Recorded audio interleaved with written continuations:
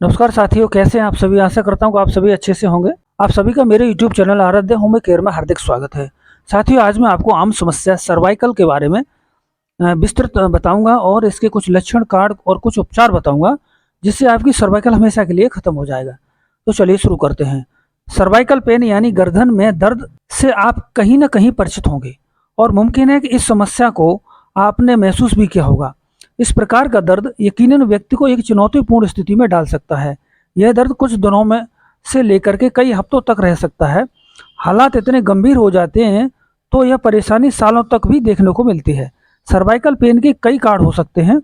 कमर दर्द के बाद इसे मस्क्यूलोस्केलेटस डिसेबिलिटी के मुख्य कारणों में से एक बताया जाता है। सर्वाइकल पेन से जुड़े कुछ महत्वपूर्ण बिंदु हैं जो आपको मैं बता रहा हूँ। इस दर्द का पुरुषों की तुलना में औरतों में ज्यादा पाया जाता है। बढ़ती उम्र के साथ इसके होने की संभावना बढ़ जाती है।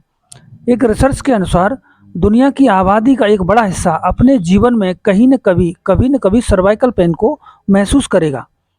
कभी कभी गर्दन में दर्द के साथ एक या दोनों बाजुओं में भी दर्द का एहसास होने लगता है। आमतौर पर सर्वाइकल पेन की समस्या ज़्यादा गंभीर नहीं मानी जाती है और व्यक्ति को कुछ दिनों के अंदर आराम मिल जाता है। चलिए अब मैं आपको सर्वाइकल पेन की कुछ कार्ड बताता हूँ जिसकी वजह से सर्वाइकल की समस्या हो जाती है। सर्वाइकल पेन के विभिन्न कार्ड हो सकते हैं। कभी कभी व्यक्ति की लापरवाही के कार्ड भी यह स्थिति सामने आ सकती है। कुछ मौकों पर यह चोट के कार्ड हो सकती है और इसके अलावा कुछ मेडिकल समस्याओं की वजह से भी दर्द हो सकता है। हम आपको कुछ ऐसे प्रमुख कारणों से परिचित कराएंगे। पहला है गलत पोस्चर अपनाना। आज के आधुनिक दौर में देखा जा रहा है कि दुनिया की एक बड़ी आबादी कंप्यूटर या लैपटॉप स्क्रीन के सामने बैठकर अपने कामों को घंटों तक अंजाम दे रही है। यकीनन इससे विभिन्न प्रकार के फायदे हासिल होते हैं, लेकिन साथ ही हमें अपने शरीर के स्वास्थ्य पर भी ध्यान देने की ज़रूरत है। जी हाँ, ऐसा देखा जा रहा है कि कई लोग अपने कंप्यूटर स्क्रीन के सामने लंबे समय तक गलत तरीके से बैठे रहते हैं।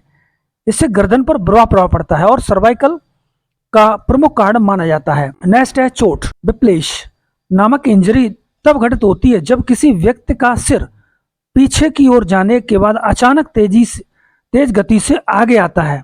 यह भी सर्वाइकल पेन के मुख्य कारणों में से एक है। इस तरह की घटना एक्सीडेंट के दौरान, खेल संबंधी गतिविधियों में, शारीरिक दुर्व्यवहार आदि में देखने को मिलती है। नेक्स्ट है बढ़ती उम्र। बढ़ती उम्र में भी ऑस्टियोआर्थराइटिस और स्पाइनल स्टेनोसिस गर्दन के दर्द के लिए जिम्मेदार होते हैं। नेक्स्ट है सर्वाइकल स्टेनोसिस। इस तरह की स्थिति तब होती है जब स्पाइनल कैनाल अपने सामान्य आकार में छोटी हो जाती है और स्पाइनल कॉर्ड उड़ा देती है, जिसे स्पाइनल कॉर्ड के नुकसान पहुंचता है। नेक्स्ट है हर्निएटेड डिस्क। वर्टिब्रा के बीच में पाई जाने वाली डिस्क के अंदर मुलायम जैसी आंतरिक भाग कार्टिलेज से युक्त बाहरी परत होता है। वर्टिब्रा द्वारा डिस्क में बार बार ऊपर नीचे की तरफ गतिविधि होने के कारण बाहरी परत को नुकसान पहुंचता है और वो फट जाती है, जिसकी वजह से दर्द होने लगता है। डिस्क के आंतरिक भाग में भी समस्या उत्पन्न हो सकती है, जिसके कारण भी व्यक्ति को परेशानी महसूस हो सकती है। नेक्स्ट कार्ड है अन्य। कुछ मौकों पर सर्वाइकल पेन साधारण गतिविधियों के दौरान भी हो सकता है, जैसे एकदम किसी दिशा में घूमना, एक्सरसाइज के दौरान या फिर किसी वस्तु को उठाते समय। इसके अलावा भी कुछ ऐसी मेडिकल अवस्थाएं हैं जो सर्वाइकल पेन का कारण बन सकती हैं।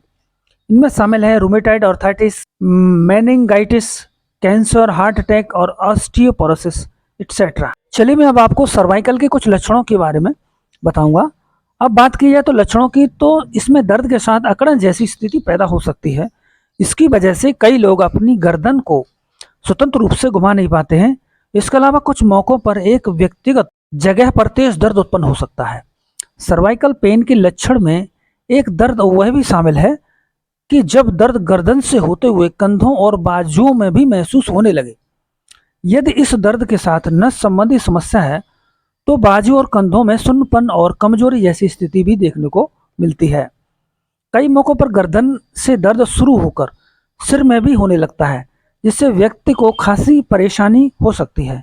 कुछ मौकों पर ऐसे हो सकते हैं जब अचानक या फिर रातों रात दर्द होने लगता है।